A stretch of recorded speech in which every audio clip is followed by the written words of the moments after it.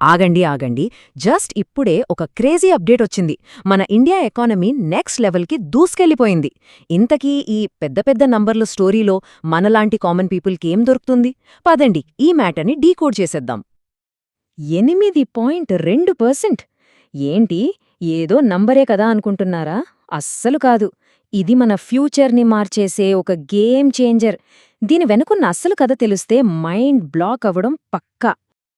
Okay okay, ఈ GDP గట్రా పదాలు విని టెన్షన్ పడకండి. చాలా సింపుల్. జీడీపీ అంటే మన దేశం వాలెట్ అనుకోండి. ఆ వాలెట్ సైజ్ పెరిగితే ఆటోమేటిక్గా మన పాకెట్స్ కూడా నిండుతాయి. సో ఇప్పుడు మన కంట్రీ వాలెట్ ఓవర్ఫ్లో అవుతోందన్నమాట. సరే, 8.2% అంటే గ్రేట్. కానీ ఎందుకు దీని గురించి ఇంత హైప్ ఇస్తున్నానంటే అసలు విషయం ఇది కాదు. ఇది అస్సలు ఎవ్వరూ ఊహించని రేంజ్లో ఉంది. ఆ స్టోరీ ఏంటో మీరే చూడండి. ఒక్కసారి ఈ చార్ట్ చూడండి.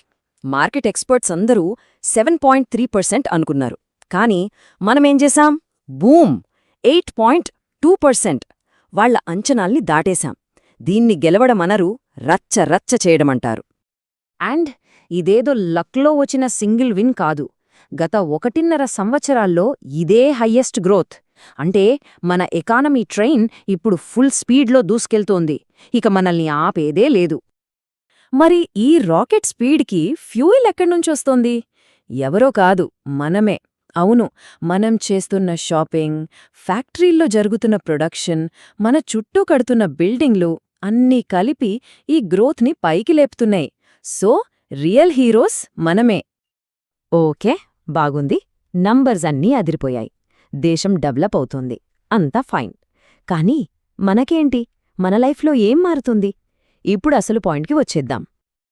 దీనికి సమాధానం చెప్పే ముందు ఈ స్టోరీలో ఒక మైండ్ బ్లోయింగ్ ట్విస్ట్ ఉంది. సాధారణంగా ఎకానమీ ఇంతలా పెరిగితే ధరలు కూడా ఆకాశానంటుతాయి కదా. కానీ ఇక్కడ సీన్ కంప్లీట్గా రివర్స్ అయింది. ఏమై ఉంటుందో గెస్ చేయగలరా? షాకింగ్ కదా. ధరలు పెరగపోగా రికార్డు స్థాయిలో 0.25%కి పడిపోయాయి. ఇది నమ్మలేని విషయం. అంటే ఒకవైపు సంపాదన పెరుగుతోంది, మరోవైపు వస్తువుల ధరలు తగ్గుతున్నాయి. వావ్! ఇంతకన్నా మంచి డీల్ ఇంకేముంటుంది? ఇది కదా అసలైన డ్రీమ్ కాంబో. సో మనకొచ్చే first benefit: more jobs, better salaries. కంపెనీలు ఇంతలా గ్రో అవుతున్నాయంటే వాళ్లకి ఇంకా ఎక్కువ మంది కావాలి. అంటే మనకు మంచి ఉద్యోగాలు దొరికే ఛాన్స్లు ఫుల్గా ఉన్నాయన్నమాట. బెనిఫిట్ నంబర్ 2: మన డబ్బు పవర్ పెరగడం. ధరలు తగ్గాయి కాబట్టి ఇప్పుడు అదే జీతంతో మనం ఇంకా ఎక్కువ వస్తువులు కొనుక్కోవచ్చు. అంటే మన మంత్లీ బడ్జెట్కి ఇదొక పెద్ద రిలీఫ్. సింపుల్గా చెప్పాలంటే మన పర్చేసింగ్ పవర్ లెవెల్ అప్ అయ్యింది. ఇక మూడో పాయింట్: మ్యానుఫ్యాక్చరింగ్ సెక్టార్ ఫైర్ మీద ఉంది. అంటే మార్కెట్లోకి కొత్త కొత్త కార్లు, లేటెస్ట్ ఫోన్లు, కూల్ గ్యాడ్జెట్స్ వరదలా వస్తూనే ఉంటాయి. మనకి ఆప్షన్స్ ఎక్కువ, ప్రైజెస్ తక్కువ. నాలుగోది: మన చుట్టూ ఉన్న ఫెసిలిటీస్. ఎకానమీ పెరిగితే గవర్నమెంట్కి ట్యాక్సుల రూపంలో ఎక్కువ డబ్బు వస్తుంది. ఆ డబ్బుతో మనకు బెటర్ రోడ్లు, మంచి హాస్పిటల్స్, ఫాస్ట్ మెట్రోలు వస్తాయి. మన డైలీ లైఫ్ ఇంకా స్మూత్ అవుతుంది. ఫైనల్గా ఐదో బెనిఫిట్: మన ఎకానమీకి ఒక సేఫ్టీ షీల్డ్ లాంటిది. ఈ గ్రోత్ అంతా మన దేశంలోనే జరుగుతోంది. అంటే బయట ప్రపంచంలో ఏమైనా గొడవలు జరిగినా మనం చాలా స్ట్రాంగ్గా నిలబడగలం. ఇది మనందరికీ ఒక పెద్ద సెక్యూరిటీ. ఈ బెనిఫిట్స్ అన్నీ విన్నాక ఒక పాజిటివ్ వైబ్ వచ్చిందా? అయితే ఇంకెందుకు ఆలస్యం, వెంటనే కిందనున్న సబ్స్క్రైబ్ బటన్ని ఒక్కసారి స్మాష్ చేయండి. ఇలాంటి పాజిటివ్ న్యూస్ ఇంకా చాలా ఉన్నాయి, అస్సలు మిస్ అవ్వకండి. సరే, ఇప్పటిదాకా మన గురించి, మన లైఫ్ గురించి మాట్లాడుకున్నాం. ఇప్పుడు కొంచెం జూమ్అవుట్ చేసి గ్లోబల్ స్టేజ్లో ఇండియా ఎలా పవర్ ప్లే ఆడుతోందో చూద్దాం. మనం ఆల్రెడీ వరల్డ్లోనే 4వ అతిపెద్ద ఆర్థిక వ్యవస్థ. కానీ మన టార్గెట్ ఇంకా పెద్దది. 2030 కల్లా మనం నంబర్ 3 అవ్వబోతున్నాం. ఏకంగా $7.3 ట్రిలియన్ ఎకానమీగా.